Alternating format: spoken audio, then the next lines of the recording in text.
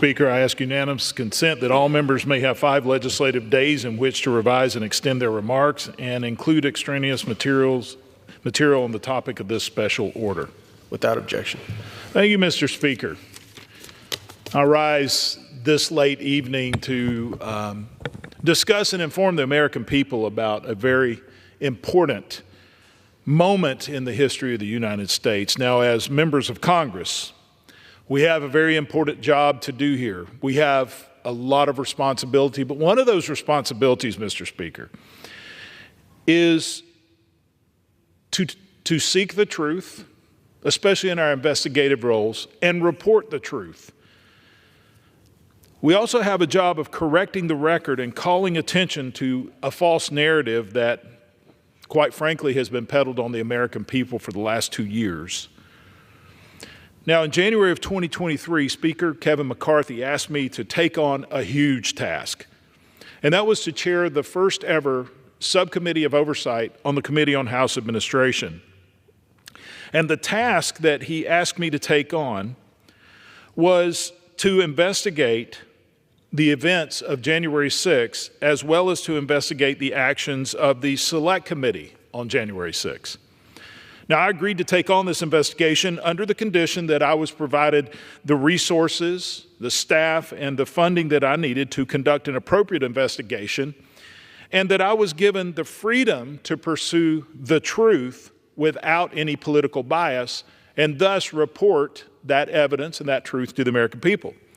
Now, my mission was simple: conduct a real investigation, seek out and report unaltered evidence, that's important, unaltered evidence, and let the facts speak for themselves, and ultimately let the American people draw the conclusion based on the evidence, on the facts. Now, it's our duty to provide full transparency to the American people, and that is something that has lacked a lot in our government, especially in the past several years. But as we sought the truth of what led to January 6th, what happened on January 6th, what transpired on January 6th, it wasn't to dispel any fact of what happened. Yes, there was violence. Yes, there was violence in this building. There was violence that happened around the Capitol, as the videos and other evidence shows. But the reports that we have received, especially the Selective Committee's report, is significantly flawed in their facts. From the very beginning, my subcommittee faced obstacles that were left by the Select Committee on January 6th. As the House rules required, the Select Committee was to preserve all records that were used and acquired during their investigation. But soon after starting my task in this investigation, we realized that there was a significant amount of evidence that we did not have. Documents, videos, certain evidence, transcripts that had either been sent to other agencies within the executive branch, or in some cases deleted, which we had to hire a forensics team to recover that information, or there was certain videos of transcribed interviews that everyone on the committee admits actually existed, but no one sees to know what happened to those. But regardless of the obstacles that we faced, we continued on with our investigation, which we spent about an entire year obtaining the information that was not archived by the Select Committee. Now, a lot of this information, as we found out, did not support the narrative of the report that the Select Committee submitted to Congress. Now, my suspicion is that because that information that was deleted or hidden or sent off did not support their report is probably why they did not retain that information. But we continued on our investigation, looking at certain aspects of what happened, including the security failure here in this building, which was one of the primary tasks of the Select Committee on January 6th. But yet when you look at the report, there appears to be nothing about the security failure here at the Capitol. So that was one of our first tasks. What led to the security failure here at the Capitol? What about the pipe bombs? Looking at the pipe bombs, the tremendous failures that we saw through multiple agencies of law enforcement, a failure to contain the area where the pipe bombs were, the Secret Service advancing because Vice President-elect Kamala Harris was going to be at the DCCC, and the agent advancing it walked by a pipe bomb twice with a bomb dog and never alerted on it. We also looked into the mysterious gallows that were erected, but we also spent a lot of time on the operation and preparedness of the U.S. Capitol Police and the mutual aid expected by other agencies here to support them. What I want to talk about here tonight is one of the mutual aid partners that should have been here at the Capitol on January 6th, and that's the D.C. National Guard. Now, there were two significant delays in the National Guard coming to the Capitol. The first delay was the request that was made by Chief Sund, multiple requests on the days leading up to January 6th, who then was Chief Stephen Sund, was the chief of the Capitol Police.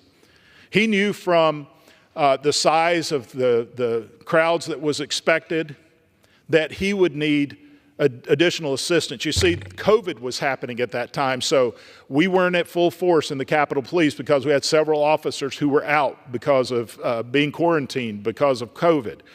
So Chief Sund anticipated he would need extra support. So he requested the National Guard in the days leading up to January 6th. Now, under the law at that time, the request had to be made by the Capitol Police Board. You see, under the Constitution, the president can't just send the National Guard to the Capitol without a request. Otherwise, he could send over the military to take over Congress if they didn't like what was going on. So there had to be a request.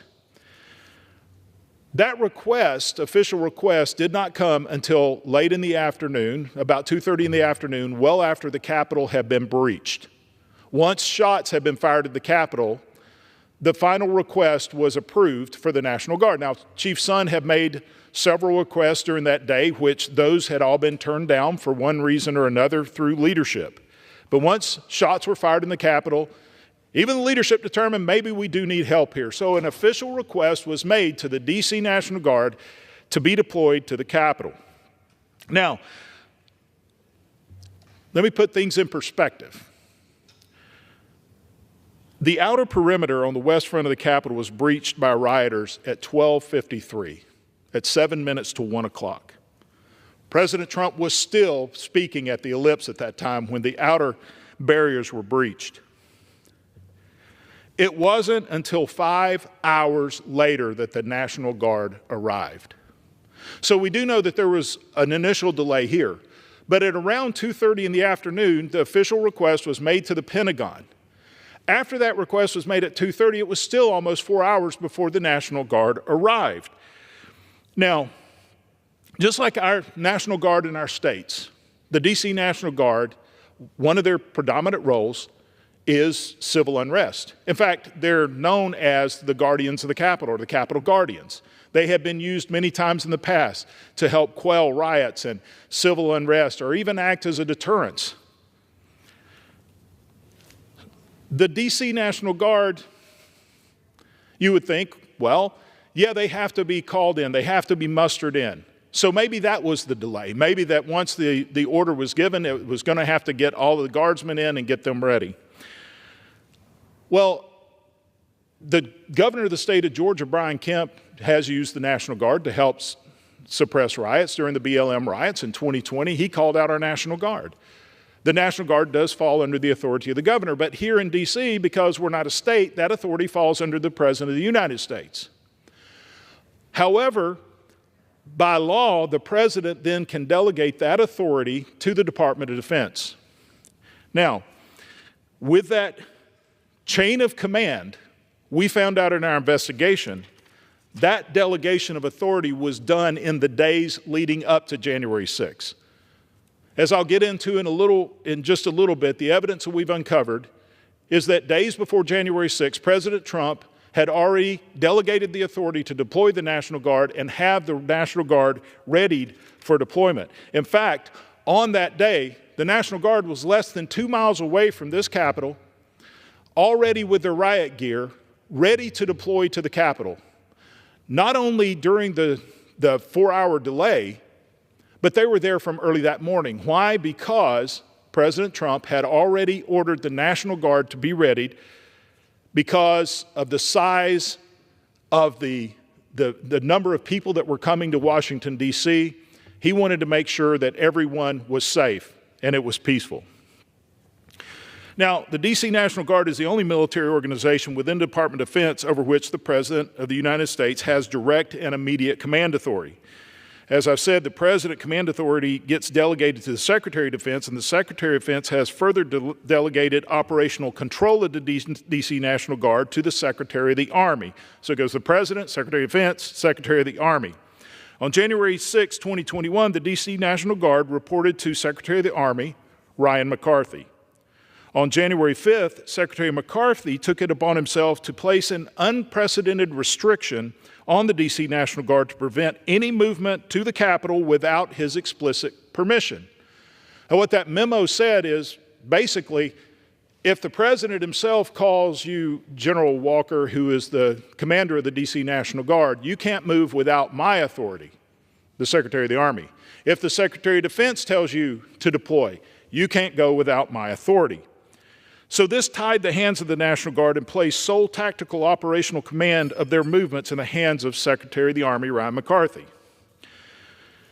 Now, as I said earlier, the breach of the outer perimeter happened at 12:53, 7 minutes to 1. Senior Pentagon leaders in question, as we're seeing the Capitol being overrun at 1 o'clock in the afternoon, the National Guard is less than 2 miles from here, with riot gear ready to deploy, buses ready to go. The President had already ordered it days in advance of the National Guard to be readied.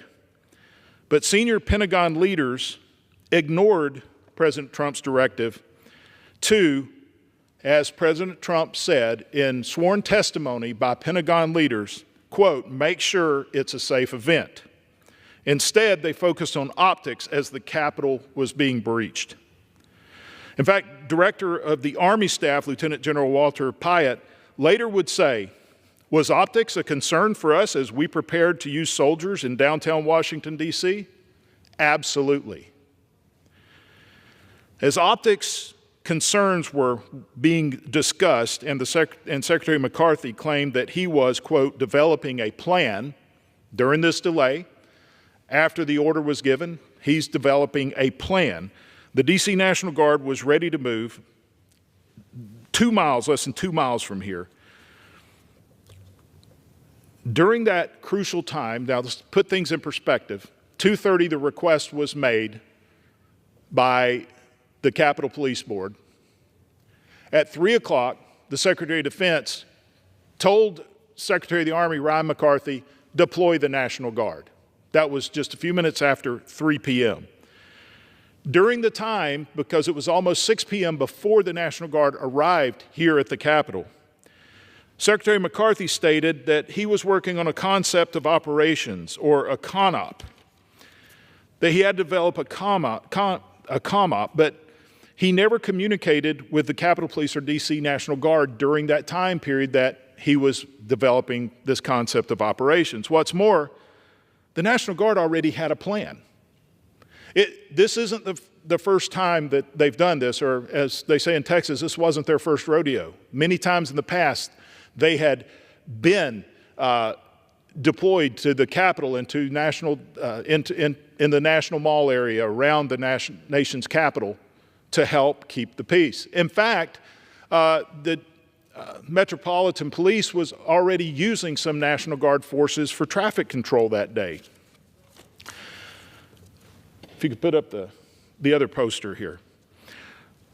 Now, Secretary McCarthy, as you could see in this poster, he was well aware of the National Guard as he had observed training operations He was well aware of their concept of operations, that they knew what they were doing, that they had trained for events like this. Basically, when you're being used to supplement law enforcement, the operations plan is get yourself to the Capitol, report to the Capitol Police, you get sworn in, and then you do whatever the chief of police tells you to do. It's that simple, is the concept of operations. But what concerns me is, even though that the National Guard trained for civil disturbance missions over and over again, that McCarthy was aware of, the question is, did he use the con-op as a delay tactic because he knew what they were capable of doing? In fact, over 2 hours were wasted to allegedly develop a plan, and to this day, a plan has never been produced. If they were working on a concept of operations plan, where is it? It was never communicated to the National Guard, even once they were given the orders to deploy. As we started looking into this, what was the reason for the delay, we found out that the Department of Defense Inspector General was also looking into this delay. In fact, they had already produced a report, and their report laid the blame of the delay on the DC National Guard. Now, we had some whistleblowers that actually were senior officers in the DC National Guard who started coming to my committee and were telling us the IG report is wrong, it's flawed. That is not what happened. We were ready to go. We were purposefully delayed. And so we started digging into this. And we kept digging and digging until we were able to obtain all the evidence that the DoD IG used in their report. And I can tell you here, Mr. Speaker, I still don't know how they came up with their report saying that the National Guard was the purpose of the delay, when it was clearly that senior officials in the Department of Defense purposefully delayed the National Guard from coming to the Capitol that day. And we'll dig a little further into that evidence here in a few moments. 2 hours wasted as people were literally, there was a death outside the west front of the Capitol during the time that the National Guard could have been here had they been deployed. So when that 2-hour delay started at 3:04 was when Secretary of Defense Miller provided verbal approval to Secretary McCarthy for immediate deployment to the Capitol. At 3:04, he told the Secretary of the Army, deploy to the Capitol. Numerous eyewitnesses confirmed that Miller gave this order, including Secretary McCarthy himself. He testified, yes, I got that order. After Miller gave this order, and while the DC National Guard sat ready to respond, Secretary McCarthy occupied himself by allegedly developing a con-op plan, as we've discussed, and drafting talking points for a national press conference with the DC mayor, of which time no one was communicating with the DC National Guard, who was sitting less than 2 miles from here, ready to deploy. No one's communicating. While they're watching on television what is happening at the Capitol, and they're eager to get over here and to help. During that time of making talking points for a press conference and supposedly developing an operations plan, members were being evacuated from this very chamber as people were pounding on the back door and breaking glass trying to get in. While rioters breached the Capitol, McCarthy never once called the commander of the DC National Guard, who is Major General Walker. And he said that Major General Walker testified that he never received any communication during that time period, or any communication at all from Secretary McCarthy, who did not relay Secretary of Defense Miller's order for immediate deployment of the National Guard to the Capitol. General Walker ultimately received the order to deploy at 5:08 p.m. Now remember, Secretary of Defense tells Secretary of the Army at 3:04, immediately deploy the National Guard. National Guard doesn't receive the order until 5:08 p.m., well after law enforcement from neighboring states and jurisdictions had already came and helped quell the riots. This is unacceptable, in my opinion. Now, Secretary McCarthy was asked specifically about his actions following Secretary Miller's 3:04 p.m. order by the Select Committee, and multiple Senate committees investigating this, as well as the Department of Defense IG. When asked by the DoD IG in March of 2021, Secretary McCarthy stated that one of his staff conveyed the order to deploy the D.C. National Guard within minutes of Miller's verbal order. So Secretary McCarthy is saying, yes, within minutes of getting the order, I conveyed that information to the D.C. National Guard. However, the DoD IG report alleged that McCarthy personally conveyed this order to deploy within minutes without explanation or providing evidence to support his assertion. Major General Walker, the commander of the D.C. National Guard, has consistently refuted that order that was relayed supposedly at 3:04 p.m. He never received any communication from Secretary of the Army. Almost a year later, in testimony to the Select Committee, McCarthy testifies that he completed his CONOP around 4:35 p.m. and called Secretary of Defense Miller and received his approval. However, that CONOP has never emerged.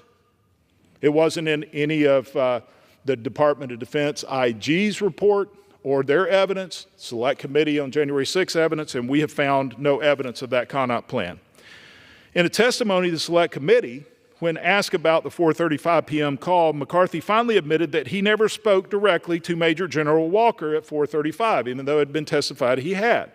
Instead, Secretary McCarthy changed his story and told the Select Committee that a member of his staff who had, quote, the authority to speak as the Secretary of the Army was communicating with the D.C. National Guard on his behalf on January 6th. Now, this revision to his previous version of the events is significant. The individual McCarthy claimed made this call on his behalf, as a quote, testified to the DoD IG that that it was Secretary McCarthy who conveyed the order at 4:35 p.m. Now let me pause here. The conflicting testimony raises serious doubts about the actions of the numerous senior DoD officials failing to follow direct orders, resulting in the delayed deployment of the D.C. National Guard. The only reason that Congress is now aware of these significant conflicting versions of events is because of the courageous D.C. National Guardsmen who testified in front of my subcommittee, and because my subcommittees has forced the DoD IG to produce the witness interviews revealing these conflicting versions of events, which I now share publicly. These have been made public. They can be seen by anyone. All the testimonies that were used by the DoD IG. As Secretary McCarthy's story changed, it started actually to align more with Major General Walker's testimony. Again, he was the commander of the D.C. National Guard. At a March 2021 Senate hearing, General Walker testified that the DoD IG the DoD IG report alleged that in this congressional testimony, General Walker mischaracterized and his testimony was untrue without any evidence to support an allegation that General Walker committed perjury. Basically, General Walker's testimony didn't align with the DoD IG's report. So they claimed that his testimony was perjurious to the Senate. Now, to make matters worse, while the violence and chaos continued to unfold at the Capitol, Pentagon officials deceivingly told congressional Democrat leadership on a phone call that the D.C. National Guard was on the way. So during this entire 2.5-hour delay of getting the D.C. National Guard going, no one had communicated with General Walker at all. He's sitting less than 2 miles from here with the D.C. National Guard, with riot gear, ready to come and help quell the riots here. No one is communicating during this entire time.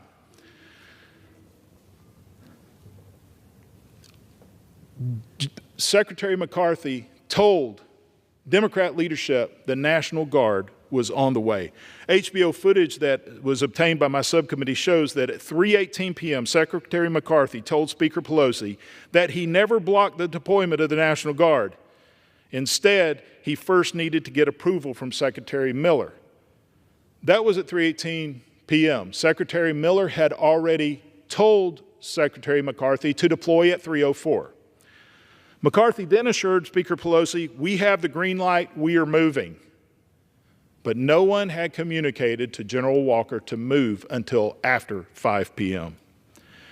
The Pentagon misled congressional leadership into thinking help was on the way at 3:18 when they knew for a fact it was not. Remember, Secretary McCarthy at this time had still not communicated Secretary of Defense Miller's 304 deployment to the D.C. National Guard.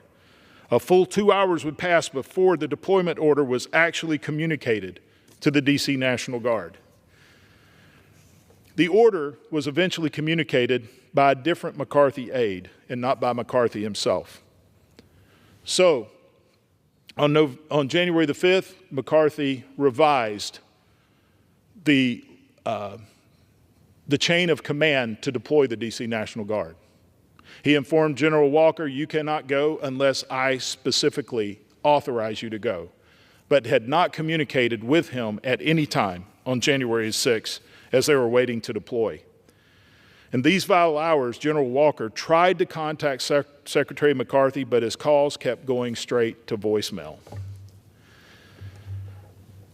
I want to reemphasize, the D.C. National Guard was ordered to be ready to deploy on January 6th, on January the 3rd, by an order from President Trump. That order was confirmed in testimonies. If you could put up the other poster again. Testimony by General Milley himself, who testified that in a phone call with the Commander-in-Chief, President Trump, he told Secretary Miller, POTUS said, hey, I don't care if you use Guard or soldiers, active duty soldiers, do whatever you have to do, just make sure it's safe. This was a testimony by General Milley testifying that, yes, on January 3rd, days before January 6th, Trump had already delegated authority to deployment. So the reports that we heard that Trump could have just sent the National Guard or Trump just should have picked up the phone and told them to go, he had already done his duty as Commander-in-Chief. So I want to talk a little bit about the DOD-IG report. Because as I said earlier, we've investigated the same evidence that the DOD-IG did, and we came up with a totally different conclusion based on the evidence and the facts that we found in the sworn testimonies that there was a purposeful delay by the Department of Defense to deploy the D.C. National Guard. Then Army Chief of Staff's testimony revealed confusion regarding certain entries in the Army's timeline, but an individual within Secretary McCarthy's inner circle, but this was not included in the DOD-IG's report. So what's happened is we've got people within the Pentagon testifying one thing to Congress and another thing into the DOD-IG in their sworn testimonies. A witness who was with McCarthy on that day testified that the D.C. National Guard did not get specific instructions from the Army until after 5 p.m. The DOD-IG report acknowledged this inconsistency, but still maintained in its report that McCarthy himself conveyed the order at 3:05. So DOD-IG reports that the order was given at 3:05 to General Walker. General Walker just did not deploy, even though all of the testimony in the sworn affidavits or the sworn depositions and transcribed interviews all say that communication never happened, but the DOD-IG still reports that it does. I do know that one DOD-IG investigator claimed to Major General Walker that getting to the bottom of why was not in their lane. So the DOD-IG is telling General Walker, it's not in their lane to figure out why you weren't communicated to. They went on to say they don't judge operational decisions. The IG only looks at whether a law was broken or a policy was violated. But those are operational decisions. Well, that's fine, except for why does your report say that it was the D.C. National Guard that failed to deploy when it was clear through all the records that there was a purposeful delay within the DOD?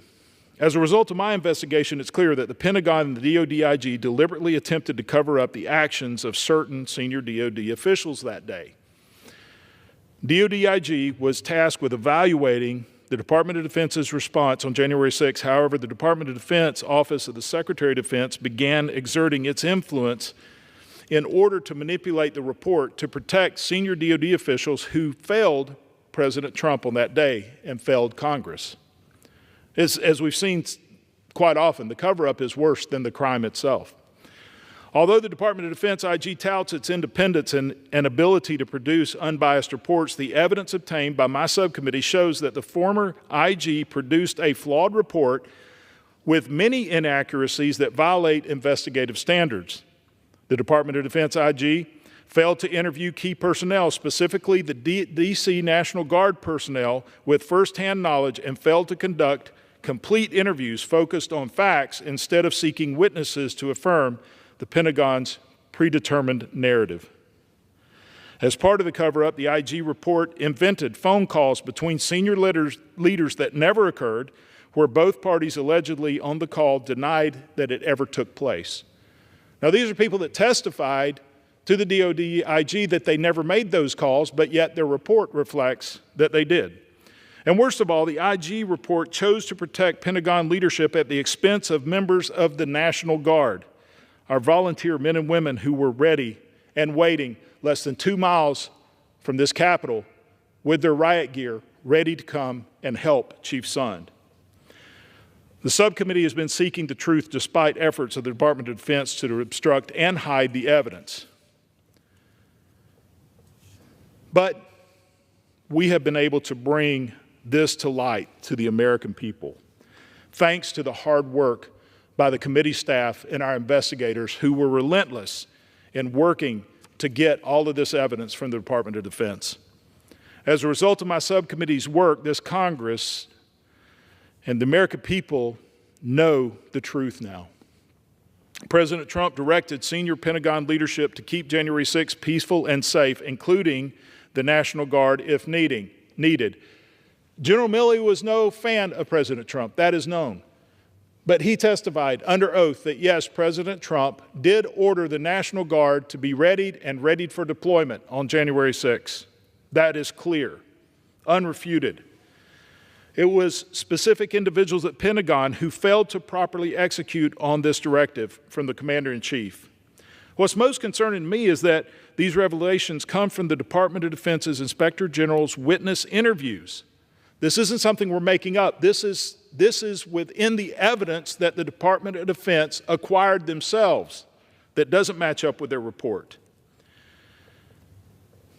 But we have now made these public so the American people can draw their own conclusions of what happened. The DOD IG report absolved the Pentagon and DOD senior leadership of any failures on January 6th. It even specifically found that there was, quote, no delay. Now, this conclusion is inconsistent with the evidence in the possession of the DOD IG. Therefore, the report is fundamentally flawed. We're asking the DOD IG to reissue their report based on the evidence. Now, I want to give a lot of credit to the whistleblowers from the D.C. National Guard. In April of 2024, we were approached by National Guard who came forward as whistleblowers, risking their own careers. They came forward to ensure that the truth was made known. 4 of them even testified in a public hearing of the truth of what happened on that fateful day. Now, after months of negotiation with the DOD Inspector General and the Pentagon, our subcommittee was able to obtain and publish never-before-seen DOD IG transcripts, previously withheld by the Biden-Harris administration. Now, let me just give you some highlights of what we have found, and then I'll wrap up as the hour is getting late. We have senior military officials, civilian and active duty, who said under oath their mission was to delay the National Guard deploying to the Capitol. We have some that said, I wanted to make sure that the National Guard never arrived at the Capitol because of the optics. But yet, had they been here, lives could have been saved. They wanted to do their job. They were less than 2 miles away, ready to deploy, but no one was communicating that order to them. The very leaders who were responsible for the security of the Capitol on January 6th used a select committee to cast their well-deserved black eye onto someone else. Same thing that happened with the DOD IG. Instead of looking at the truth, we need to make sure that we come out of this looking good. Now, the Capitol Guardians have faced a complete leadership turnover, and we hope that we can go forward with some legislation to ensure that the D.C. National Guard is trained and ready to deploy as they were then. But we also need to make sure that when they are needed, that they are sent, that they are not purposely held back. Now, let me conclude with this thought. The evidence clearly shows, and the American people can go out on the website and they can see all these sworn testimonies. They can see quotes by DOD officials concerned about the optics of National Guardsmen being at the Capitol while the Capitol is being breached violently. If, as some believe, that January 6th was an insurrection on this institution, then purposely delaying the D.C. National Guard from coming to help quell the insurrection was in fact participating. When you had the ability to send the forces to stop it, and you refused to do it because you didn't like the optics, then we need to take a serious look at this. Mr. Speaker, thank you for the time here this evening. We will continue to look into the truth of what happened on that day in an unbiased way and report that. With that, Mr. Speaker, I yield back. Does the gentleman have a motion?